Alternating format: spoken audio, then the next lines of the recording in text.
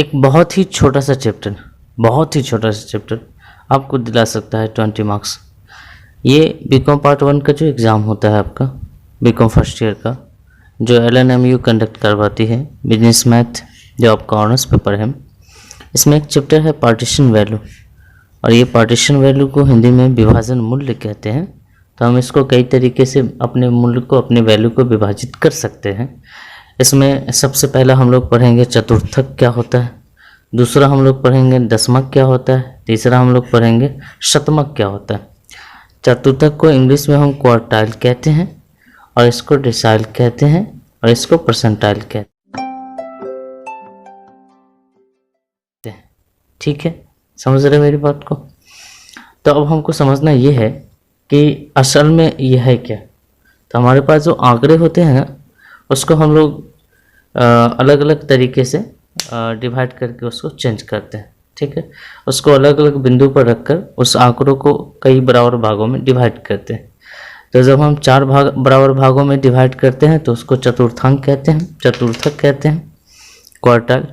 हम 10 बराबर भागों में बांटेंगे तो उसको दशमक कहेंगे, और अगर 100 बराबर भागों में बांटेंगे तो उसको शतमक कहेंगे। समझ रहे हो मेरी बात को?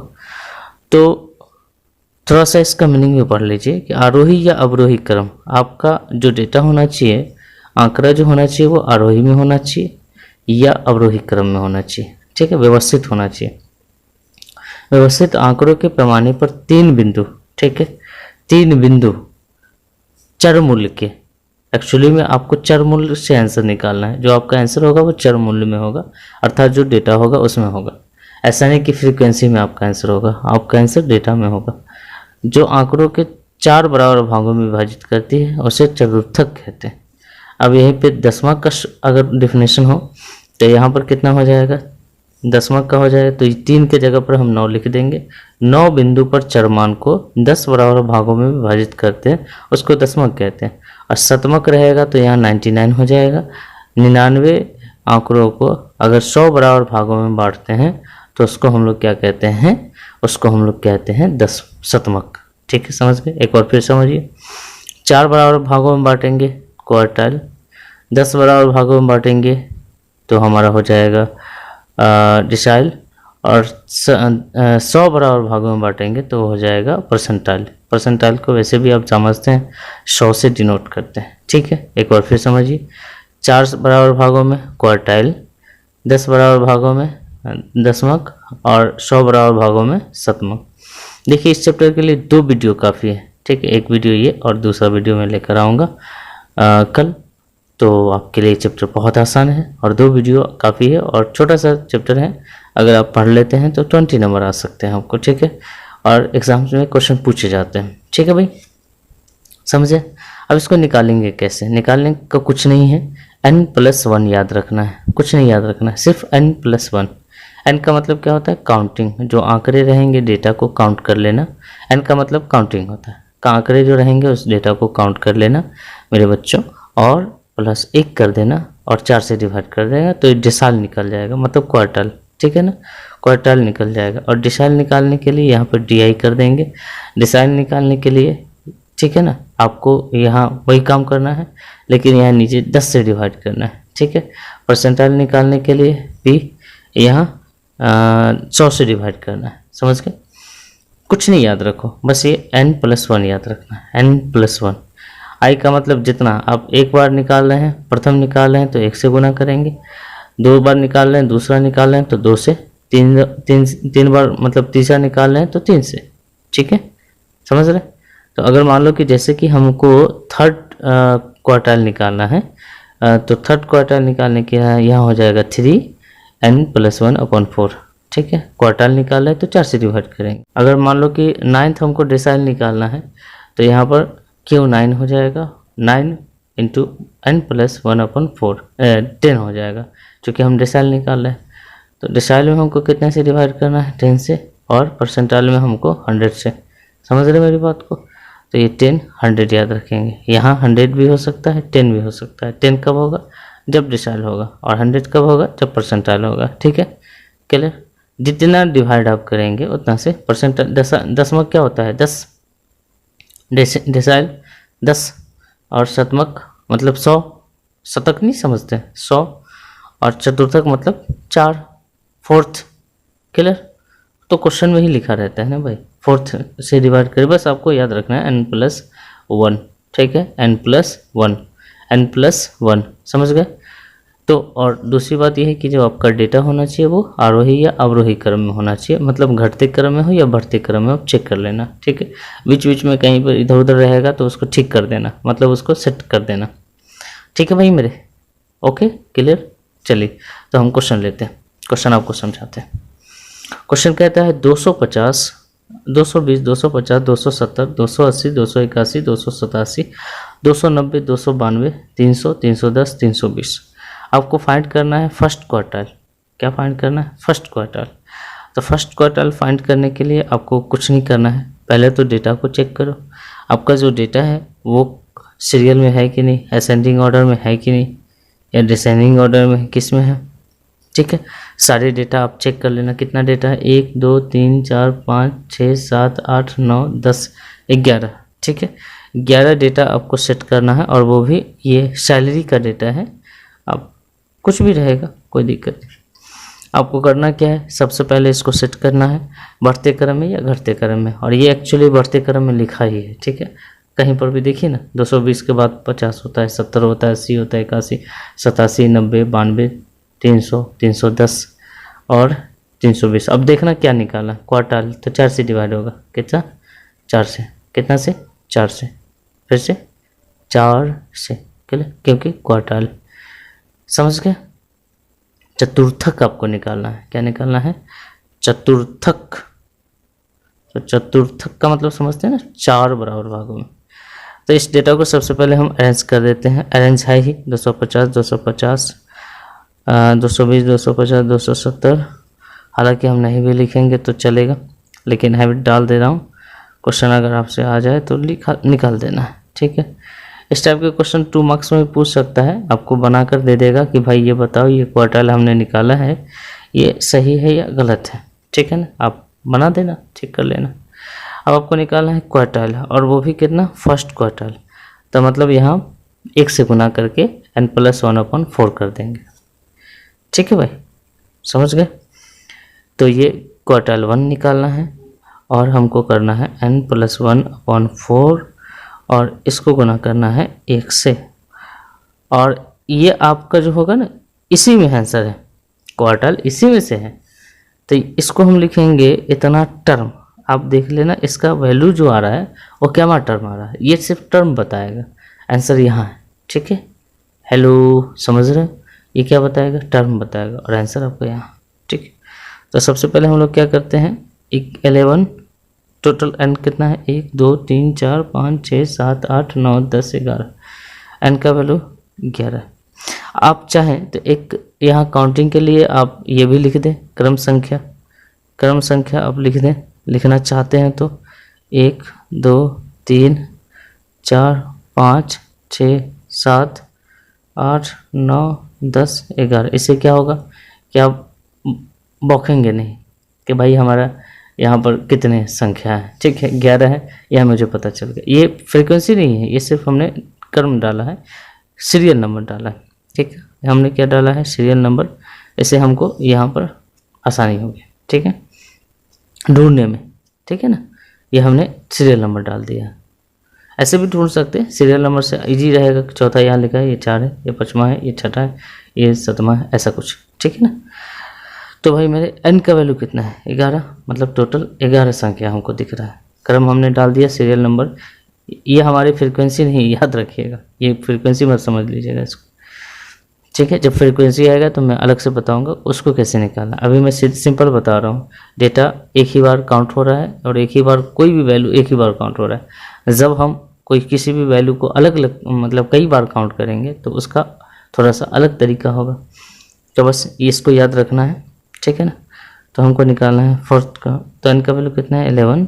1 को गुना में लिखना ज़रूरी है क्या, उतना तो 1 ही होता है, छोड़ देते हैं, +1/4, ठीक है, 1 के साथ गुना करेंगे तो 1 ही होगा, फोर्थ टर्म, तो ये हो जाएगा 12/4, 3 टर्म, तो ये थर्ड टर्म जो है आपका, ठीक है ना, थर्ड टर्म आपको निकालना, इसको थर्ड कर दीजिए, ठीक है। तो ये थर्ड टर्म आपको निकालना है, ये थर्ड टर्म आपका प्रथम क्वार्टाइल में आए, मतलब 1 2 3, ये तीसरा जो टर्म है यही आपका प्रथम क्वार्टाइल है, ठीक है ना।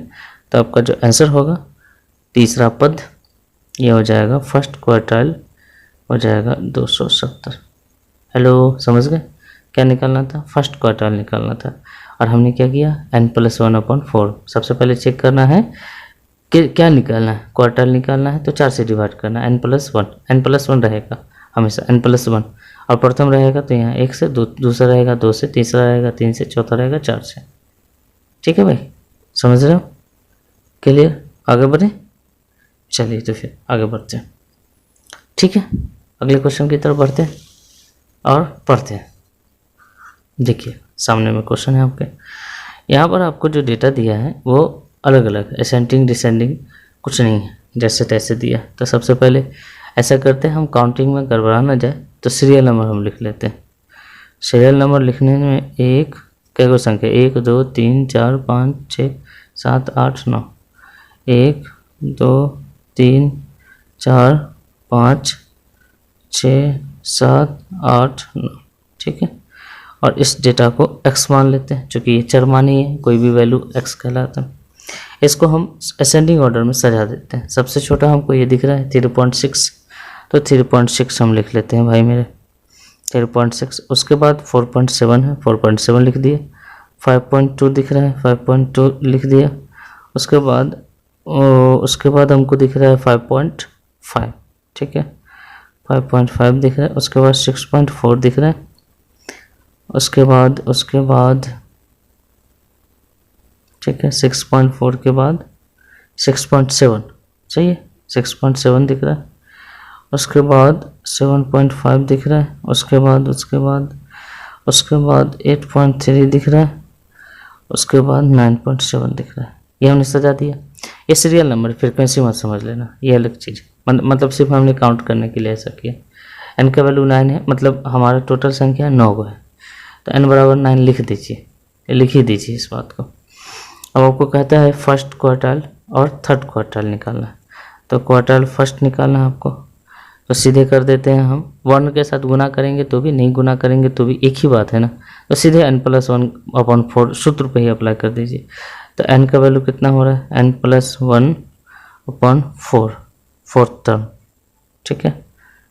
अब यहाँ वर्ण गुना करिए या नहीं करिए तो एक ही बात हुआ, फोर्थ टर्म, ठीक है भाई। तो n कितना है, 9 है, तो यहाँ मैं 9 बैठा देता हूँ, +1/4, ये हो जाएगा 10/4, और ये हो जाएगा 2.5, 10 में भाग लगाइएगा।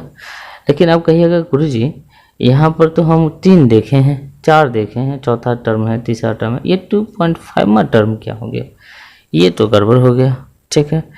टर्म, ठीक है, आप लिख सकते हैं वहाँ पद, हिंदी भी लिख सकते हो, कोई दिक्कत नहीं, ठीक है ना।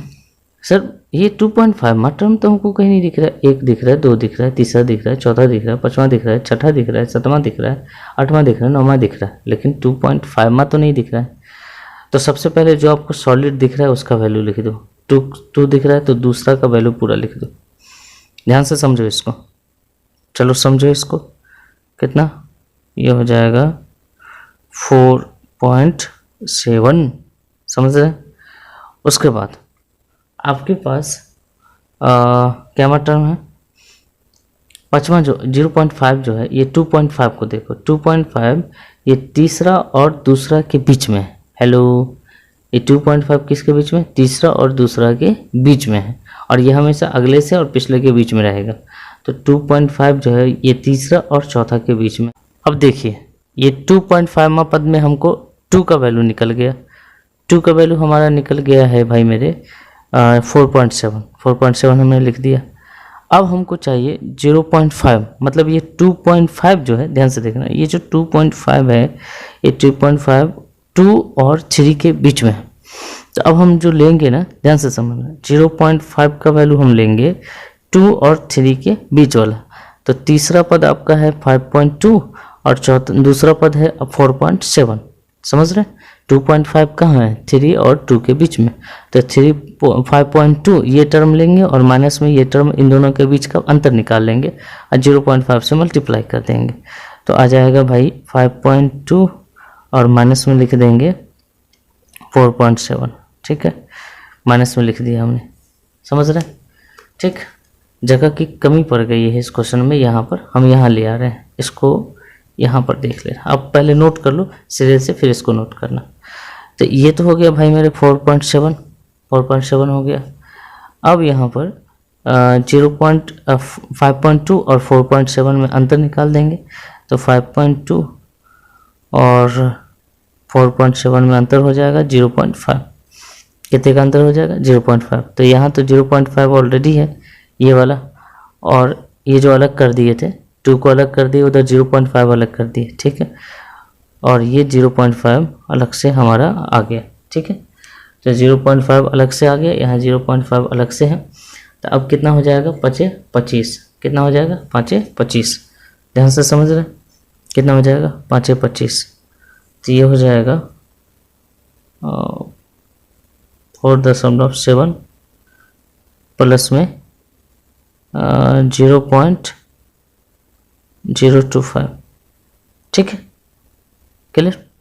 अब साहब जब इसको ऐड कर देंगे, जब दोनों को ऐड करेंगे तो 2 के साथ 7 हो जाएगा और ये 5 हो जाएगा, ये टोटल हो जाएगा 4.95, ठीक है। बस ये टर्म ध्यान में रखना कि अगर दशमलव में आ गया तो ये जैसे 2.5 है, तो ये 2 जो है वो तो भाई सॉलिड है हमारा, 2 का वैल्यू हमने लिख दिया, ये जो 2.5 का जो वैल्यू बच गया है 0.5, तो यहाँ 0.5 लिख दिए, और ये जो 2.5 है ये तीसरा और दूसरा के बीच में है, मतलब अगला और खुद के बीच में, तो इन दोनों का अंतर से गुना कर देंगे। देखिए ध्यान से समझिए, ये है हमारा 2.5, 2 का वैल्यू सॉलिड हमने लिख दिया, और 0.5 का वैल्यू हमने जो है सो 0.5 गुने में अगला और पिछले का अंतर से गुना कर दिए और जोड़ दिए, ठीक है। वही हमने किया, एक आध बार खुद करके देखिए, खुद समझ में आ जाएगा। अब आइए इसका Q3 निकालते हैं। Q3 निकालने के लिए आपको करना क्या है, यहाँ देखना ये 3 है और भाई ये 3 है, तो हमको n+1/4 करना है, क्वार्टाइल ही निकालना है, तो यहाँ हो जाएगा 3 × n+1/4 टर्म, क्या लिखेंगे 4th टर्म। अब हमको ये देखना है कि n का वैल्यू कितना है, भाई मेरे n का वैल्यू है 9+1/4, ठीक है, तो ये 10/4 हो जाएगा। तो 3 को 10 के साथ मल्टीप्लाई करेंगे 30 और 4 से डिवाइड कर देंगे, यहाँ 10 हो गया, और 3 से मल्टीप्लाई करेंगे 30, ये हो जाएगा 7.5। फिर वही कहानी आ गई, कहानी ये हो गई है कि जो 7वां टर्म होगा, 7वां पद, ठीक है, प्लस में 0.5, और ये जो 7.5 है ये 8वें और 7वें के बीच में, तो 8वां पद और माइनस 7वां पद, ये आपका आंसर होगा। समझ गए मेरी बात, समझे, 8वां पद और माइनस 7वां पद, ये आपका आंसर होगा। ये इतने के लिए हमको 8वां और 7वां का अंतर चाहिए, ठीक है, इतना तो सॉलिड है, इतने के लिए हमको 8वां और 7वां का अंतर, ये 7 है और है कहाँ, ये 7.5, ये 8 और 7 के बीच में, ठीक है, समझ रहे। अब देखिए भाई 8वां टर्म क्या है आपका, 8वां टर्म है 8.3 और आपका जो 7वां टर्म है वो है 7.5, ठीक है, 8वां टर्म है 8.3 और ठीक, तो सबसे पहले 7वां टर्म हम लिखते हैं। 7वां टर्म क्या है आपका, 7वां टर्म है आपका भाई 7.5 प्लस में 0.5। अब देखना है 8वां टर्म क्या है, 8वां टर्म है आपका 8.3 और माइनस 7.5, ठीक है जी।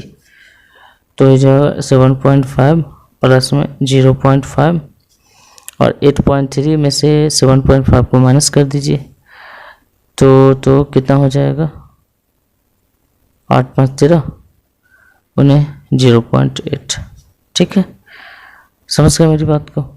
और जब इसको करिएगा तो आ जाएगा आपको 0.04, ठीक है, क्या आ जाएगा 0.04, ठीक है। तो ये हो जाएगा 7.5, इन दोनों को गुना करिएगा 0.0040, ठीक है, 040, ठीक है ना, ठीक, 0.40, क्लियर, 0.40, ये जीरो नहीं आएगा जब इसको मल्टीप्लाई करेंगे। तो इन दोनों को जब जोड़ दीजिएगा इतना को 0.40 को, तो ये हो जाएगा 7.45 के साथ ऐड हो जाएगा 9, ठीक है। और जीरो लिखने का मन है तो लिखिए, नहीं लिखने का मन है तो नहीं लिखिए, ठीक है भाई। तो ये आपका हो गया आंसर, समझ गए, क्लियर।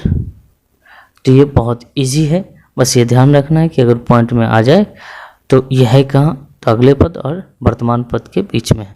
तो अगला पद, इसके लिए ये तो सॉलिड निकल गया, इसके लिए हमको अगला और वर्तमान पद का अंतर से इसको गुना करके ऐड कर देना, बस यही करना, ठीक है। अगले क्वेश्चन की तरफ बढ़े। चलो भाई मेरे, इस क्वेश्चन को ध्यान से देखो। ये क्वेश्चन आपका क्या कहता है, कहता है 120, 150, 170, 180, 181, 182, 190, 192, 200, 210, 222, 230, 240 ऐसा कुछ संख्या है। टोटल काउंट कर लो, 1 2 3 4 5 6 7 8 9 10 11 12 13 14 15 16 17 18 19 20। टोटल एन का वैल्यू कितना है, 20। एन बराबर कितना हो गया, 20। भाई मेरे समझ रहे, यह आपको काउंटिंग हो गया, इसी से तो सारा खेल होना, कितना क्या निकालना। मैं सजा नहीं रहा हूँ, तुम सजाओगे। 1 2 3 4 5 ऐसे करके 20 सीरियल ले लेना, इस तरीके से जैसे ऊपर मैंने लिखा था, और इसको सजा देना। मैं तो वैसे ही बना दे रहा हूँ, ठीक है, जगह भी मेरे पास है, कॉपी में कम पड़ रहे हैं। आपको निकालना है क्वार्टाइल 1, ठीक है, फर्स्ट क्वार्टाइल निकालना है, ध्यान से देखिए। क्वार्टाइल 1, क्वार्टाइल निकालना मतलब 4 से डिवाइड होगा। हेलो, कितना से डिवाइड होगा, 4 से, 4 से डिवाइड करना, ठीक है। जो बातें आप पिछले क्वेश्चन में नहीं समझ पाए होंगे यहाँ पर और क्लियर हो जाएगा आपका, ठीक, क्लियर। तो आपको निकालना है क्वार्टाइल। देखिए सीरियल नंबर इसीलिए लिखते हैं ताकि हमको कहीं भी पहुँचने में इजी रहेगा। क्वार्टाइल, फर्स्ट क्वार्टाइल निकालना है, तो फर्स्ट क्वार्टाइल का क्या सूत्र होता है भाई मेरे, फर्स्ट क्वार्टाइल का सूत्र होता है फर्स्ट गुने n+1/4 टर्म, ठीक। तो सीधे n का वैल्यू 20 है, 1 को छोड़ दीजिए अब, चूंकि 1 का गुना कोई कुछ नहीं होता है। 20 + 1/4, और 21 में 4 से जब डिवाइड करेंगे तो 5 चौका 20 हो जाएगा, और 1 को 4 से गुना करेंगे, डिवाइड करेंगे तो 0.25 हो जाएगा। मतलब ये हो जाएगा, ये हो जाएगा 5.25, ठीक है भाई। देखो बात वही आ गया, अटक गया, पॉइंट में आ गया।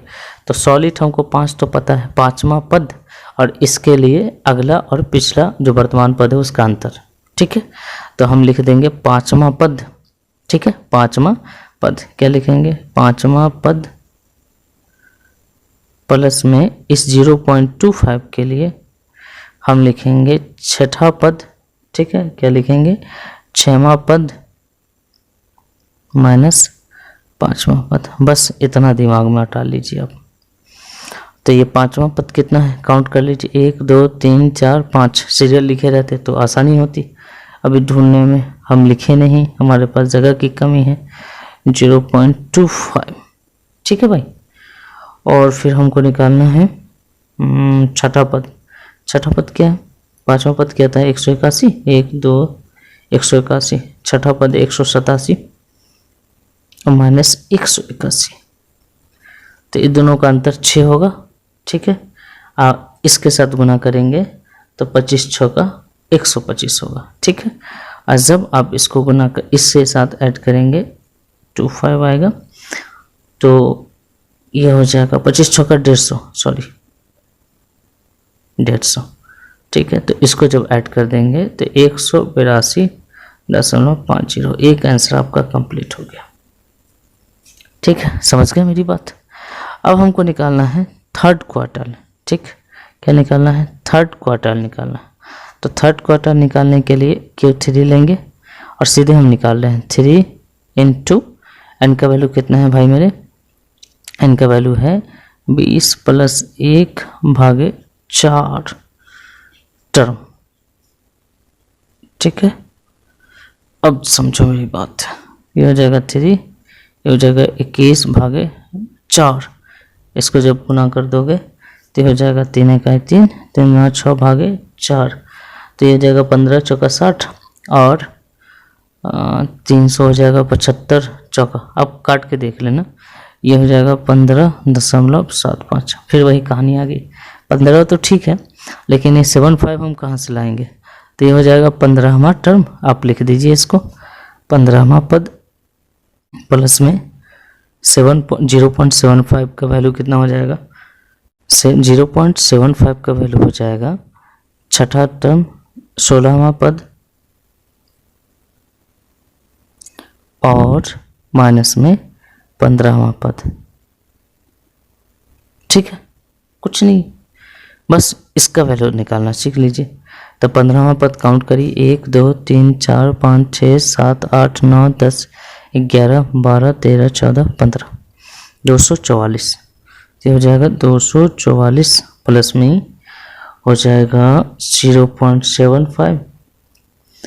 अगला पद देख लीजिए, 244 के आगे कितना है, 300 माइनस 244, 244 प्लस में 0.75 और यहाँ कितना हो जाएगा, इसको काउंट करेंगे तो ये हो जाएगा भाई मेरे 16 56। ठीक है, और 56 को इसके साथ मल्टीप्लाई करके इसमें ऐड कर दीजिए। कर सकते हैं इतना, कर सकते हैं ना भाई, इतना तो आप कर ही सकते हैं। ठीक है, तो इतना कर लीजिए। ठीक, तो ये आपका फाइनल आंसर। देखो अब हमको निकालना है, यहाँ पर क्या निकालना है, 8 डेसाइल। ध्यान से देखिए, डेसाइल जो होता है वो 10 से डिवाइड होता है। ठीक है, कितना से डिवाइड होता है, डेसाइल 10 से डिवाइड होता है। तो आपको अगर डेसाइल निकालना है, ठीक है, 8 डेसाइल निकालना है, तो यहाँ पर लिखना होगा 8 गुने n+1/10। बस कुछ नहीं करना, यहाँ 10 कर दिए, ऊपर में 8 से मल्टीप्लाई कर दिए, यही दोनों फर्क पड़ेगा। तो टर्म इतना तो समझ ही गए होंगे आप। तो भाई मेरे यहाँ पर अब 8 को 8 रहने देना है। अब n का वैल्यू कितना है, 20, टोटल वैल्यू कितना है 20 अपॉन में 10। ठीक है बच्चे, तो ये हो जाएगा 8 गुने 21/10। ठीक है, तो इसको जब मल्टीप्लाई करेंगे, 8 इकाई 8 दूनी 16, तो 168 अपॉन में 10 आएगा। ठीक है, तो इसको क्या करेंगे, हाँ ये हो जाएगा 16.8। तो इसका मतलब ये हो गया कि ये 16वां टर्म तो सॉलिड है, 16वां पद प्लस में ये जो 0.8 के लिए जो पद लेंगे। अब देखना ये कि 16.8 ये किसके बीच में, तो 16.8 जो है आपका वो बीच में है 17वां पद और 16वां पद के बीच में। तो ये लेंगे 17वां पद और माइनस 16वां पद।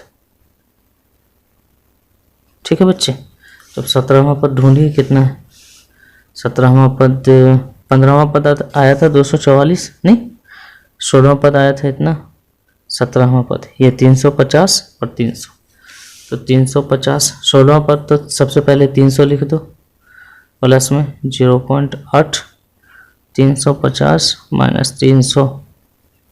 ठीक है, तो 300 हो गया प्लस में 0.58 गुनी 50।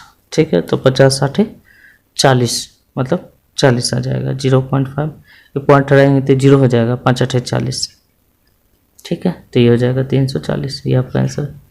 कितना आसान है, कुछ नहीं करना, बस यहाँ देखो 8वां टर्म निकाला, 8 निकली, लेकिन क्या निकालना है, ये तो क्वार्टाइल होगा नहीं क्योंकि क्वार्टाइल में 3 ही होते, और यहाँ 8वां टर्म हो गया। ठीक है, 9 पद तक हमको लेना है 10 के हिसाब से काट के भाग लगा के, तो ये हो गया क्लियर।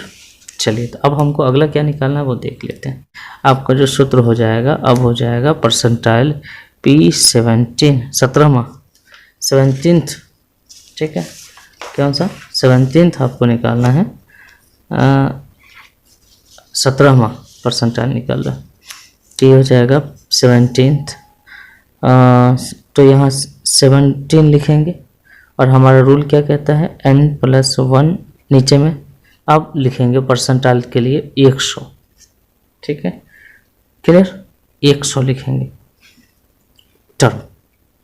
बस उसके बाद बाकी का काम जैसे करते हैं वैसे करिए। तो बच्चे मेरे ये हो जाएगा P17, मतलब परसेंटाइल 17 निकाल रहे हैं, तो ये 17वां हो गया। और टोटल पद है हमारे पास, टोटल पद है 20 + 1 भागे 100। ठीक है बच्चे, ये हो जाएगा 17 × 21 भागे 100। इसके साथ पहले मल्टीप्लाई कर लेते हैं 17 को 21 के साथ, तो 17 को 21 के साथ गुना करेंगे तो 17 इकाई 17, 1 इकाई 1, 17 दूना 34, तो ये हो जाएगा 357। तो भाई मेरे 357 हो गया और ये 100 हो गया, तो ये हो जाएगा 3.57। अब तीसरा पद तो हमको पता है, तो तीसरा पद पूरा लेंगे, तीनवा पद प्लस में 0.57 के लिए हम लेंगे चौथा पद माइनस तीसरा पद। ठीक है, तो अब देख लेते हैं भाई तीसरा पद क्या है। तीसरा पद देखो 1 2 3 170 प्लस 0.57 में चौथा पद देखो 180 माइनस 170, तो हो जाएगा 170 प्लस में 0.57, 180 में से 170 जाएगा तो 10। ठीक है भाई, तो 170 इसको जब इसके साथ मल्टीप्लाई करेंगे तो यह जाएगा 5.7, तो ये हो जाएगा 175.70। अब कैसे देखा आपने, परसेंटाइल निकालना हुआ तो 100 से मैंने भाग लगाया, डेसिमल निकालना हुआ तो 10 से भाग लगाया, और क्वार्टाइल निकालना था तो 4 से भाग लगाया। दूसरी बात है आपको याद रखनी है कि अगर पॉइंट में आ जाए तो आप पॉइंट का जो वैल्यू लेना है, 3 तो सॉलिड है, पॉइंट का वैल्यू लेना है, इससे अगले पद और वर्तमान पद दोनों के बीच का अंतर से गुना कर देना। ठीक है, जोड़ देना। ठीक है ना। अब ऐसे भी आप देख रहे हैं 3.7 किसके बीच में, तो 4 और 3 के बीच में है ना, तो चौथा पद और तीसरा पद हमने लिए। अब देखो ध्यान से 0.8 किसके बीच में, 16.8 17वां पद और 16वां पद के बीच में, तो दोनों का अंतर लिया हमने। ठीक है, और कुछ नहीं किया। बस आप बताएं क्वेश्चन कैसा समझ में आ रहा है कि नहीं आ रहा है। बस एक वीडियो और आएगा, ठीक है, उसके बाद ये परसेंटाइल आपका चैप्टर ख़त्म हो जाएगा।